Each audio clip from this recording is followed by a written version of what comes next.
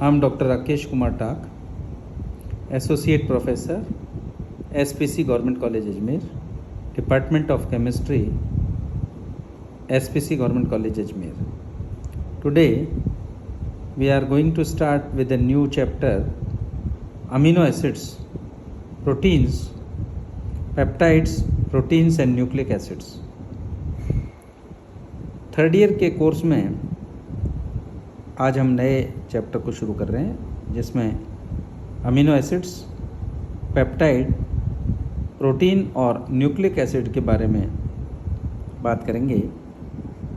विशेष रूप से इस पाठ्यक्रम में, जो थर्ड ईयर का पाठ्यक्रम है, इसमें सबसे पहले अमीनो एसिड्स का वर्गीकरण, प्रोटीन्स का वर्गीकरण, अमीनो एसिड की संरचना, उनकी स्टीरियोकेमिस्ट्री, उनका अम्ल क्षार का व्यवहार क्या है, समविभव क्या है, वैद्युत कण का जो संचालन है वो किस तरह से होता है, संघनन किस तरह से होता है, अल्फा अमीनो अम्लों का विचरण और इसकी अभिक्रियाएं, पेप्टाइड और प्रोटीन की संरचना और नामकरण, प्रोटीनों का वर्गीकरण, पेप्टाइड संरचना का निर्धारण,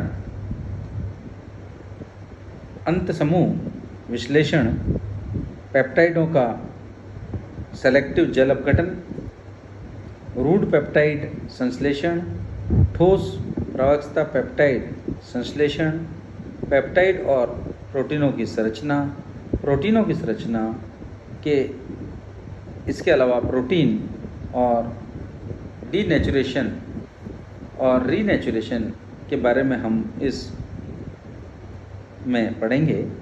न्यूक्लिक एसिड के बारे में हम उसका इंट्रोडक्शन देखेंगे, न्यूक्लिक एसिड के इफ़ेक्ट्स देखेंगे, न्यूक्लिक एसिड के अवयव देखेंगे और न्यूक्लियोसाइड और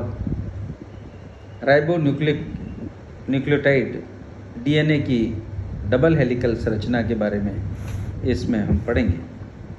तो सबसे पहले हम प्रोटीन्स के बारे में बात करते हैं कि वास्तव में प्रोटीन्स क्या होते हैं, प्रोटीन्स का नाम किस तरह से पड़ा और इनके क्या लक्षण हैं, इनका क्या वर्गीकरण है और ये इनकी रासायनिक अभिक्रियाएं और भौतिक अभिक्रियाएं किस तरह से होती हैं, इसके बारे में हम आज चर्चा करेंगे। सबसे पहले प्रोटीन्स जो है वो ग्रीक शब्द प्रोटियस से लिया गया है, जिसका अर्थ होता है first. Proteins means Proteus means first, अर्थात सबसे प्रथम। इन समस्त यौगिकों को यह नाम इसलिए दिया गया कि समस्त रासायनिक यौगिकों में प्रथम महत्व के यौगिक हैं, क्योंकि ये जीवन में लाइफ के ही यौगिक हैं, मतलब ये जीवांत हैं। इस बारे में ऐसा है, इसलिए इनको प्रिमिटिव या प्रथम कहा गया। जंतुओं के शरीर का प्रमुख भाग प्रोटीन ही होता है और ये समस्त जीवित यौगिक कोशिकाओं में पाए जाते हैं। शरीर की त्वचा, मांसपेशियां, रक्त, नाड़ियां, हार्मोन, एंजाइम आदि प्रमुख भाग प्रोटीन ही होता है। जीव स्तर और जीव शरीर के लिए केवल न्यूक्लिक एसिड ही ऐसे होते हैं जो प्रोटीन से अधिक महत्व के होते हैं, क्योंकि न्यूक्लिक एसिड अम्ल जीव की हेरिडिटी को नियंत्रित करते हैं और यौगिकों के संश्लेषण को निर्देशित करते हैं। रासायनिक दृष्टि से प्रोटीन उच्च पॉलीमर्स यानी हाई पॉलीमर्स होते हैं और इनकी एकलक इकाई अल्फा अमीनो कार्बोक्सिलिक एसिड होती है। अर्थात यदि हम प्रोटीन को इनका हाइड्रोलिसिस करें तो इन प्रेजेंस ऑफ एसिड, तो they will convert, means proteins will convert into polypeptides, and when polypeptides undergoes hydrolysis then they convert into peptides, and finally if the hydrolysis continues then the alpha amino acids form. Means if we talk about the proteins, the last and ultimate unit of proteins, or you can say the ultimate unit of proteins are alpha amino acids. Protein के एक अणु से सैकड़ों की संख्या में से हजारों की संख्या तक अमीनो एसिड्स के अणु विद्यमान होते हैं।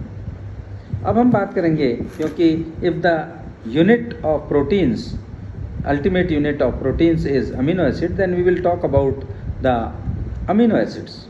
अमीनो एसिड्स क्या हैं, इसके बारे में बात करें कि किसी कार्बोक्सिलिक अम्ल में एल्किलिक समूह या एल्किल मूलक के हाइड्रोजन परमाणु को अमीनो द्वारा विस्थापित करने पर जो बने कार्बोक्सिलिक अम्ल को अमीनो एसिड्स कहते हैं। If we take the acetic acid on reactant side, and if we treat it with NH2 group, then the minus O replaces by NH2 group, means the ultimately acetic acid will convert into amino acetic acid, means CH3COOH will finally converted into amino acetic acid, that is NH2CH2COOH, means the replacement of hydrogen with NH2 group. Amino समूह की स्थिति के अनुसार इन्हें alpha, beta और gamma आदि amino एसिडों में वर्गीकृत किया गया है। इनकी कार्बनिक श्रृंखला में 2 या 2 से अधिक अमीनो अम्ल उपस्थित हो सकते हैं। IUPAC पद्धति से इन्हें एल्फेनोइक एसिड का डेरिवेटिव माना जाता है। अर्थात यदि हम सूत्र लें CH2NH2COOH, तो इसका नाम होगा, साधारण नाम जो है वो अल्फ़ा अमीनो एसिड होगा, जबकि IUPAC name 2 amino ethanoic acid होगा। यदि हम CH2NH2CH2COOH लें तो यहाँ पर क्योंकि बीटा पोजीशन पर NH2 ग्रुप है, इसलिए इसका नाम होगा, साधारण नाम बीटा अमीनो प्रोपेनोइक एसिड, लेकिन क्योंकि बीटा पोजीशन पर NH2 ग्रुप है इसलिए इसका नाम 3 अमीनो प्रोपेनोइक एसिड होगा। ये इसका IUPAC नेम है। कुल मिलाकर 23 से ऐसे ज्ञात अमीनो एसिड्स हैं जो कई तरह से संयुक्त होकर हजारों प्रकार के प्रोटीन बनाते हैं। एक जंतु के चलने के लिए कम से कम 10 से 20 हजार किस्मों के प्रोटीन की आवश्यकता होती है। इन प्रोटीन अणुओं में पाए जाने वाले अमीनो अम्ल का संश्लेषण जीवों, पौधों और जंतुओं में होता है, लेकिन उच्च जाति के कुछ जानवरों में तथा मनुष्यों में अमीनो अम्ल का संश्लेषण नहीं हो पाता है। ऐसे अमीनो अम्लों की संख्या कुल 10 है। इन 10 अमीनो एसिड में को हम अनिवार्य और अति आवश्यक amino acids, means we can say such type of amino acids like essential amino acids. ये अमीनो अम्ल शरीर को चलाने के लिए बहुत ही आवश्यक होते हैं और इनकी कमी से शरीर में कई प्रकार की व्याधियां और कमियां हो जाती हैं, और कभी कभी इसकी कमी की वजह से इससे जंतु की डेथ भी हो जाती है। इसके कई प्रकार हैं, उसके बारे में हम बात करेंगे, लेकिन उससे पहले मैं आपको एक ये पिक्चर दिखाना चाहूँगा जिसके अंदर बहुत सारे अमीनो एसिड्स दिए हुए हैं और उनका वर्गीकरण इसमें किया हुआ है। अगली कक्षा में हम प्रोटीन अम्लों में पाए जाने वाले जो शेष अमीनो एसिड्स हैं उसके बारे में भी बात करेंगे।